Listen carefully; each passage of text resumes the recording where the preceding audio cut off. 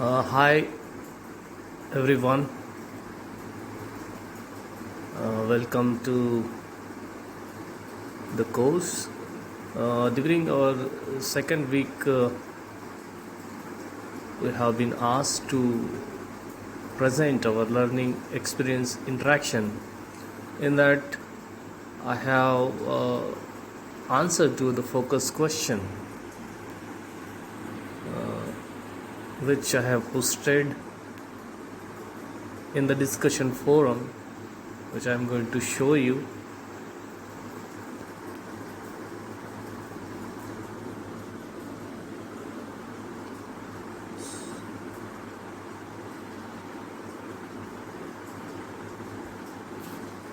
So in my post I mentioned that in principle we can use SmartBoard to teach any topic effectively. It all depends on your choices of the pedagogy techniques you want to include in your courses. So in order to explain the use of SmartBoard, I have chosen the subject called fluid mechanics. So when you choose a subject, it's supposed to have your global course objectives, and to every topic also there can be various objectives. In order to achieve these objectives, you can use these pedagogy techniques effectively, such as pedagogy techniques such as think, pair, share, TPS, peer instruction abbreviated as PI, and predict, observe, explain, POE, and many more are there, but I have tried to show how we can use the SmartBoard for implementing these techniques. So when you want to discuss any topic using this pedagogy technique, say consider peer instruction strategy for example, then it is better to design your that technique by considering what subject you are going to teach, what is the size of the class, what is the topic you are going to consider, and what are the SmartBoard features that you may include, and of course what is your objective, and based on that you can design your question, as I shown here as an example, that which control volume as shown in figure 1 is correct, and I have shown some estimated time for that, like 2 to 3 minutes. Then you may have can assign some credits, or you may not assign, and give them some answers, like as I shown A, B, C, D, which I shown in the figure 1, like this. It's going to open, so you can see here I have shown some examples, sketches 1, 2, 3, 4. So student can choose among this as an answer. You can display on your screen board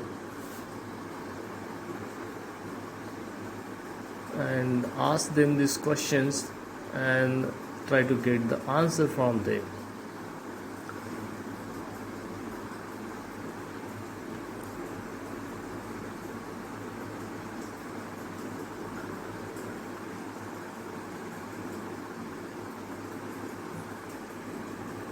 So this first example was on problem solving using control volume approach, and second objective I had that how one can choose suitable control volume, or what may be the effect of the choice of the control volume on the solutions or the work required to solve the problem. So I designed this particular design to achieve this particular objective by using think, pair, share strategy. So again I noted down what my subject is, what is the average class size, what is the topic I am going to, and what is the objective on which I want to focus. Then what are the smart features that I can use while implementing this strategy. So you can ask the question in think part, and the same figure I just shown you previously can be shown again, and ask them to choose, and you can give some time. You can estimate these times on rough basis, which you it's up to you. And once you ask this question, you can ask them to think individually. Then they can discuss the questions, like the choices they made, what are the various effects that can arise because of the choices they made. They can discuss these things in pair and come up with their some solutions, and then they can share finally and can match with the instructor's answer on the SmartBoard.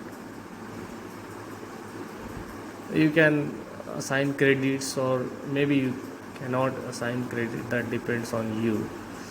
And then next I tried to show the example of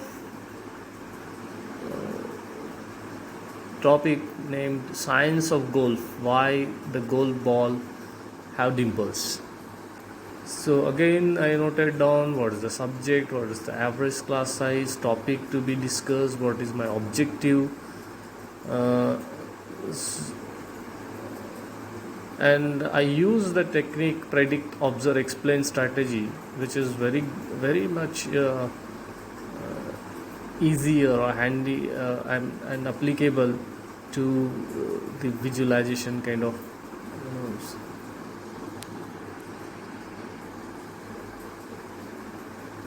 sources, visualization kind of sources of instructions. Okay, so here visualization sources I have noted the SmartBoard features which can be used, like you see the screen share, highlight, annotation, and poll.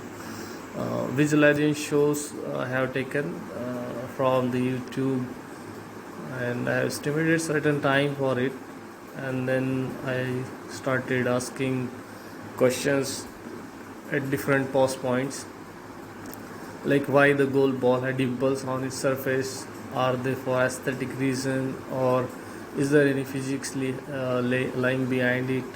Some time I have given to it, and once you pause on that, in the SmartBoard section, on the pause screen, you can essentially write the answers given by the students, and you can save that part, and then you can play the video, and the answers, the explanations can be then followed, so they can understand what mistakes they made and what is a likely answer. So this YouTube that I wanted to show was like this.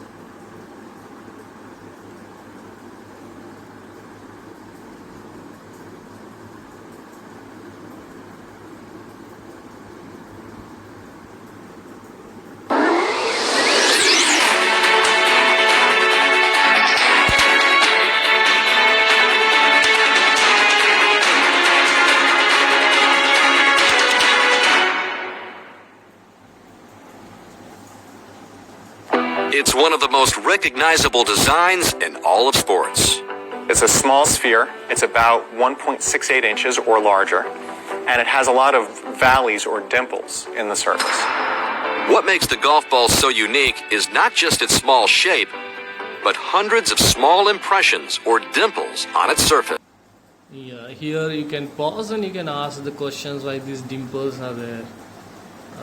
Are they for some aesthetic reason or some purpose is there? And then the answer follows. Steve Quintavala is an engineer in the Equipment Standards Department at the United States Golf Association. He says dimples are crucial to a golf ball's flight. A golf ball has dimples to reduce wind resistance or aerodynamic drag. When you reduce it, you can make golf balls go a lot farther. So this way you can, in this way you can do other pauses and ask questions at those times. You can write on again that paused part different answers given by the students. You play the video, explain it like that. You can carry it forward. You can assign credits to it, or you may not like to incorporate credits on that. So see, the features of the smart boards can be used effectively with the along with this pedagogy techniques in order to make the students very much interested in the classes for the generation which we are now dealing with. I think you can go through this my post